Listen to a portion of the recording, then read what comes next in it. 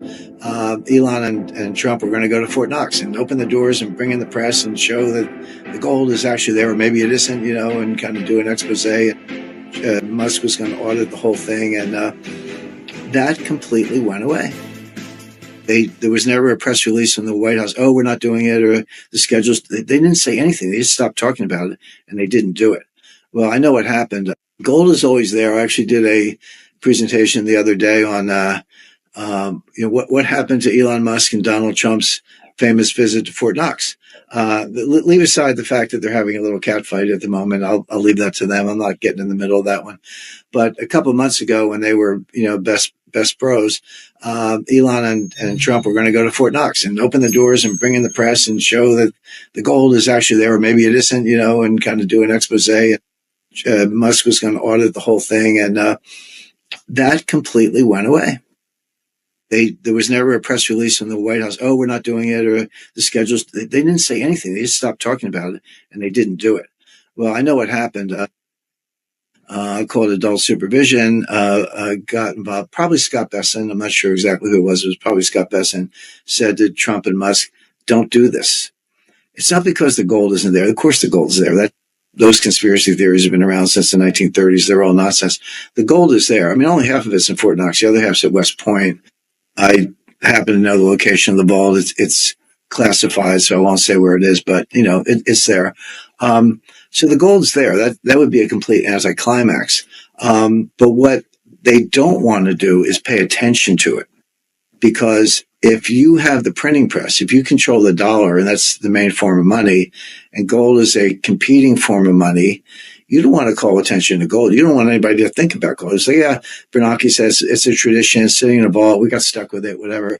I've talked to the top people, National Intelligence Officer of Economics. This was years ago. And I said, I won't mention his name, but I said, the Russians are buying gold hand over fist. The Chinese are buying gold hand over fist. Should we pay attention to this? He kind of shrugged. He goes, somebody's got to own it. I mean, you would think it was like a yard sale or something, but I was like, no, this is a big deal. And of course, here we are today with the BRICS, and we see what's going on. And Russia has 3,000 tons and China has 3,000 tons. They admit to probably a lot more. Good reason to believe it's a lot more. Who's buying gold? Russia, China, India, Iran, even though they're not transparent. Turkey, Japan actually added 300 tons after decades of no additions. Well, central banks are large net buyers.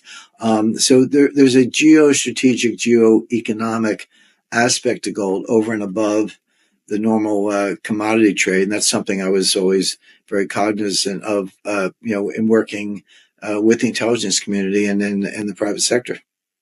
Over leverage is, it's a big deal. If you're leveraged, you're going to lose, you're going to make money faster and you're going to lose money faster. That's what leverage is. And I always recommend a big slug of cash in any portfolio, sometimes as much as 30%.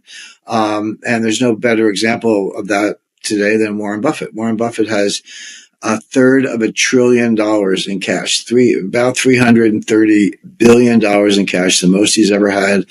Why so much cash? The greatest stock picker of all time. He isn't really, but what Buffett is the master of. He's a pretty good stock picker, but not the best. But he's the master of tax deferred compounding. But tax deferred compounding relies a lot on not losing money. So of course you want to make money. That's key, but don't pay taxes if you can possibly avoid it. That's why he bought an insurance company, because Gen Re, when Buffett, that was around, I'll say around the early 90s, give or take, but Buffett's portfolio was very heavily weighted to stocks, and he wanted to diversify into bonds. And he said, what would most people do? I'd sell the stocks and buy some bonds.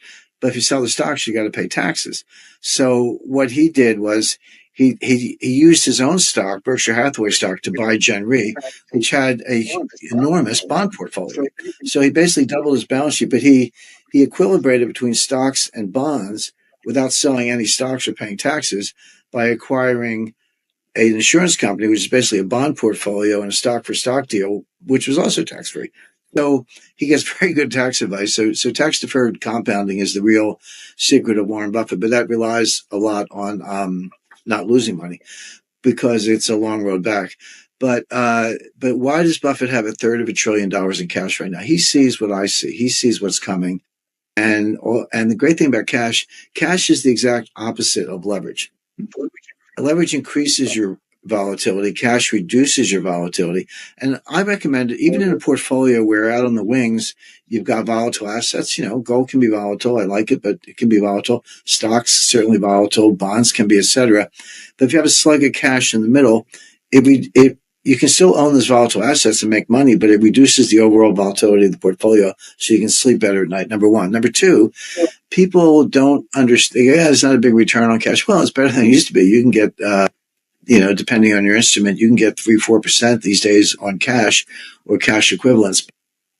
What has huge embedded optionality, what I mean by that is when everything collapses, you can go shopping. Everyone else is like selling the portfolio, fire sale, in distress, margin calls, got to get money, got to deleverage, can't do it fast enough, and you're losing money all the way down. But the guy with cash can just watch it happen, take a beat. You don't have to pick the exact bottom, wait till it hits bottom, and then go out and get some very good companies or commodities or anything else at bargain basement prices, but you need the cash to do it. So cash reduces volatility, helps you survive, lets you go shopping when everyone else is puking their portfolios. And those benefits are greatly underestimated because they're not really visible. There's no price tag on it. But if you understand options theory, I shared an office with Myron Scholes for 6 years, so I see options under my desk. But if you understand optionality, it's very valuable. Well, I'm pretty critical of economists. I come down hard on them, and I think with some justification. But there are some good ones out there, and one of the ones I like is Robert Shiller at Yale University, and he wrote a book 4 years ago, but it's 4 or 5 years ago, easily available. You can find it on Amazon. It's called Narrative Economics, and I had worked in that field, have for a long time. But he put together a really good book,